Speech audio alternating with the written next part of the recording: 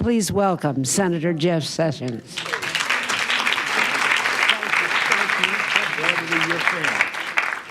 No one should treat too lightly the idea of amnesty because it has corrosive impacts on the rule of law. You just simply can't do it without understanding that the respect for the rule of law is weakened.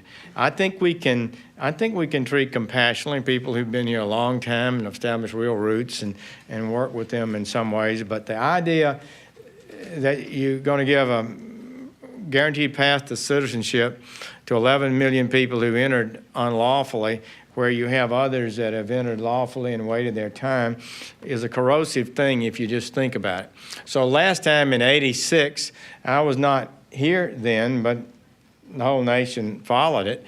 There was a promise it would never happen again, that we would provide legality and we'd make a system that would work and there would be no more illegality.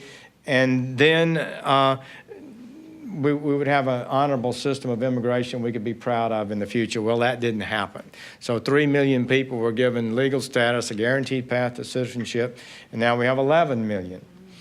And so you don't even hear, think about it, you don't even hear the supporters of the Gang of Eight bill promise there won't be another amnesty. Think about that. They used to, they were sensitive enough about it to say we shouldn't do this again. So you can be certain if we just get in this habit, then the message is pretty clear around the world. If you can just get into the United States and burrow in and hide away, it won't be long, and you too will be provided every benefit that we would give to somebody who enters lawfully. So I think as a moral, legal idea, it should never be done lightly without full understanding of the consequences.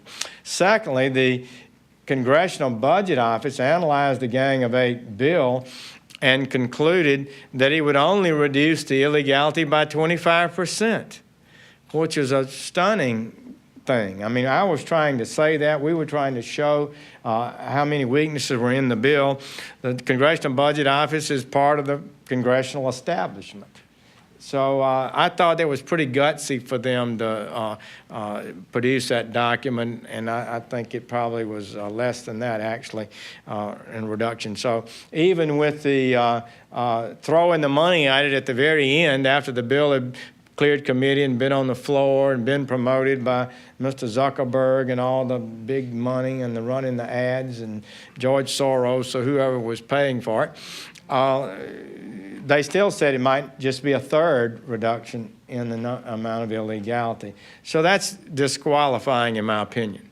To go to the American people and say we got the toughest bill ever, and we're going to have an amnesty, but we're not going to have this again, and run ads all over America saying that, when it wasn't accurate, was a serious problem. And then finally, I think we need to understand how huge the legislation was. A lot of young people here. I guess you are aware that when you graduate from college, there aren't 100 corporations out there waiting to hire you. Getting jobs today is not that easy. But what did the bill do? Did you ever hear it discussed from the sponsors about how many people would be given legal status? It wasn't even discussed. I invested a lot of time and effort in it and got criticized for it as being against immigration.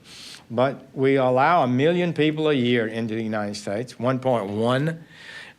That's the most generous amount of any nation in the world.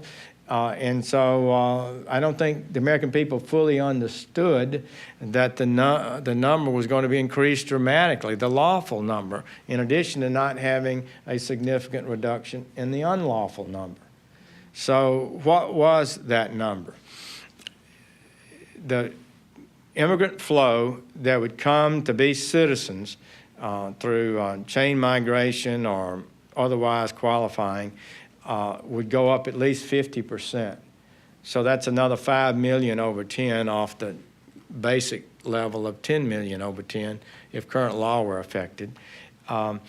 And then in addition to that, of course, you've got the 11 million that would be given permanent legal statuses and a path to citizenship.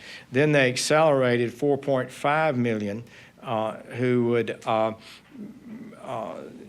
family connections have been waiting in line. They were all accelerated. And so you'd end up with 30 million people being given permanent legal status in the United States over 10 years. And then in addition to that, we have the guest worker program that a lot of people think of as just farm workers, but it's not just farm workers. It's a very large guest worker program involving millions of people.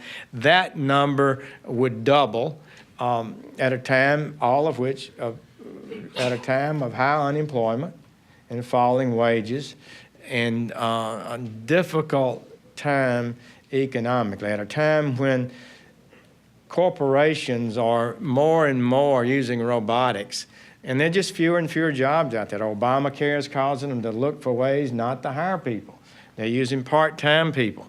So we're not seeing the kind of job and wage growth we should be seeing after a recession like the one we had, almost 5 years ago now. So I'm telling you, I'm just going to tell you, the American people are not finding good jobs out there with rising pay. The numbers, the Democrats beat President Bush up on this. From 1995 now to this 99 to this day, wages have declined in America. Wages have declined in America.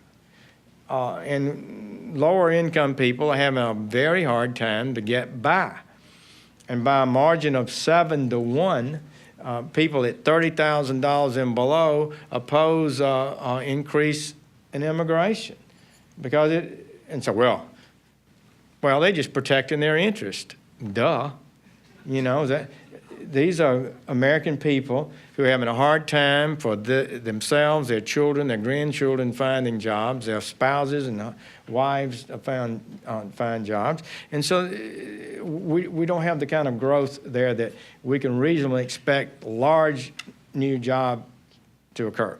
So after all of that, I just took the view. You remember Harry Truman he got on this behind in 48 and he rallied all over the country and campaigned and vigorously, and people liked him, and they would say, "Give them hell, Harry." And he said, I'm just going to tell the truth. They think it's hell. And so that's what we tried to do about this bill. Just tell the truth about it. And the truth was not pleasant. And the tide began to move. All the Republican leadership voted against the bill. That wasn't expected at the beginning. The numbers began to drop, and after it was over, the House basically said it's dead on arrival. We're not even bringing up your bill.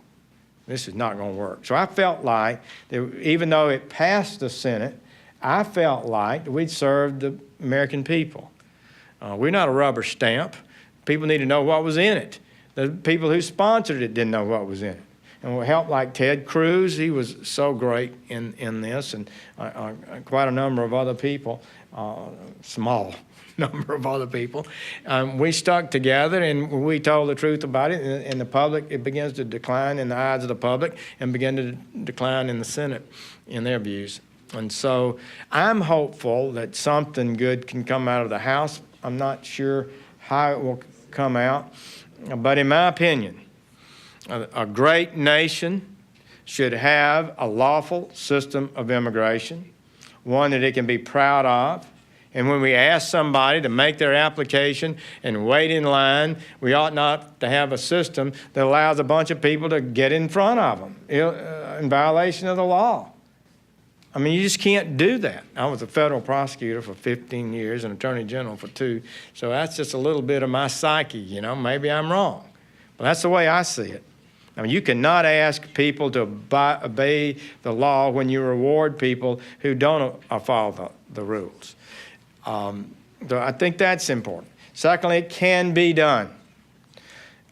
We are not that far from having effectiveness at the border if we have real leadership from the top and wants to see it happen.